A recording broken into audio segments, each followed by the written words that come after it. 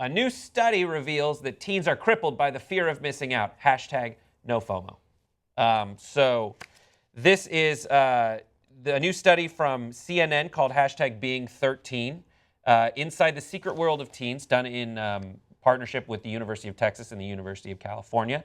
And it is about kids and how they relate to their cell phones. A lot of people think that children are obsessed and absolutely addicted to cell phone use.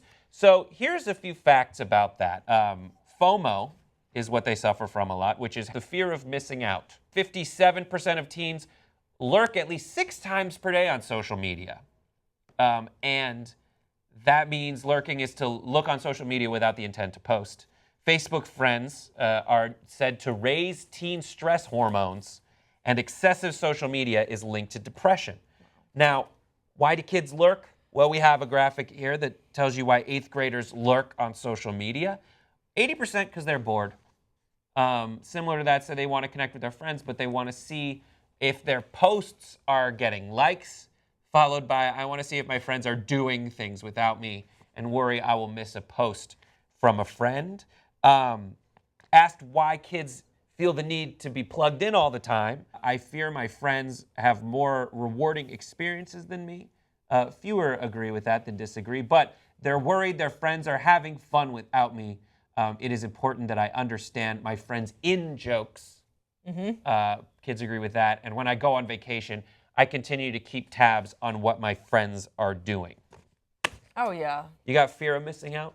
For sure. I don't think that it's to the heightened extent that many teens are experiencing today, because we weren't as connected when I was growing up, and certainly not when you were. What's that supposed to mean, old Grace? man. I'm an old man. I'm 34 now. But this didn't surprise me at all. But I do kind of disagree a little bit with their definition of lurking. It seemed a little bit simplistic to me, because I think that when you're lurking on social media, when you are just bopping around Facebook and Twitter and Instagram and all the Snapchat and all the different mediums that you have, and you're not looking to post anything, I think what you're really doing, and this might just be my personal experience, but I would speculate that you're searching for something. You're looking for some sort of validation, affirmation, whether it comes in the form of likes or whether it comes in the form of seeing something that someone else posted that validates a previous fear or maybe a subconscious fear or uncertainty that you had. I think that's what lurking really is.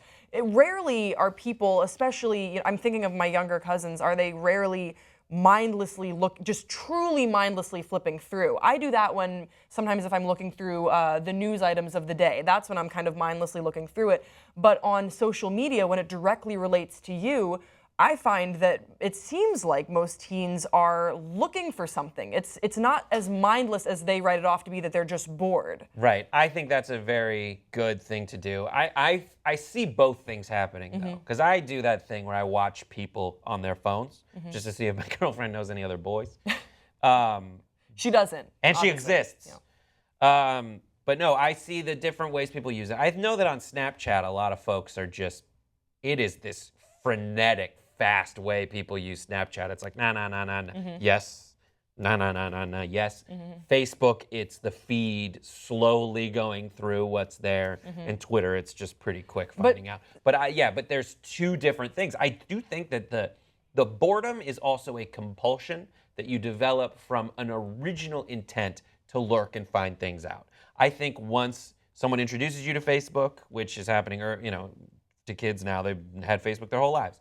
But when someone introduces you to it, you're there because they describe what it does. And in describing what it does, you want it to use it for that. So then you go and you search out stories. But then going to Facebook becomes a compulsion. Right. It becomes something that you're used to doing just because you don't know what else to do. You're just mindlessly pulling out your phone. Once you're there, maybe you're searching around for more stuff. But I think it is I asked Dr. Drew, I was like, I play Candy Crush all day. And he's like, I'm like, am I addicted? He's like, no, that's a compulsion. You have this practice and this habit of doing it, not for any particular reward, but I don't think it's as sinister as that, because you just do it because there's nothing else to do and you're just used to doing it. And I think you bring up a good point with regards to the reward. And that is something that doesn't really exist. There's no gratification in social media because the number of likes is infinite.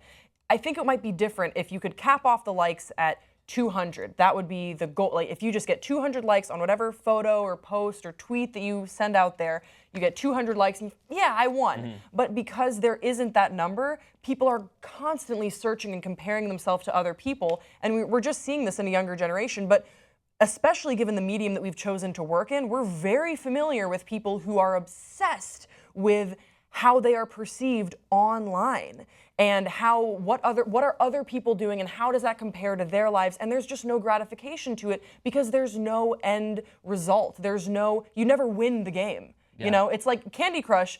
I would think you would win. I've actually never played Candy Crush. There's Instagram, just, they just you keep don't doing win. levels. Keep doing levels and levels. You play forever. It never ends? No, well, you get done, and then you have to wait until they release new levels. Oh, wow. It's really intense. Yeah. Soda Crush and Jelly Crush are superior crushes. I want to know what everybody thinks. Let us know about that. Also, ways to handle FOMO, really quick from Psychology Today. If you have fear of missing out, here are things you can do. You have to value relationships over acquisitions, so the way you interact with people over stuff. Same with experiences over symbols. Value happiness and not like wealth and luxury items. Practice discernment and be willing not to have it all, so don't obsess over everything. You're not going to have everything. Just be selective. Do one thing at a time. Slow down, essentially. Be mindful and savor the moment. Have an attitude of gratitude and enjoy the process. I like it. So just be there all the time.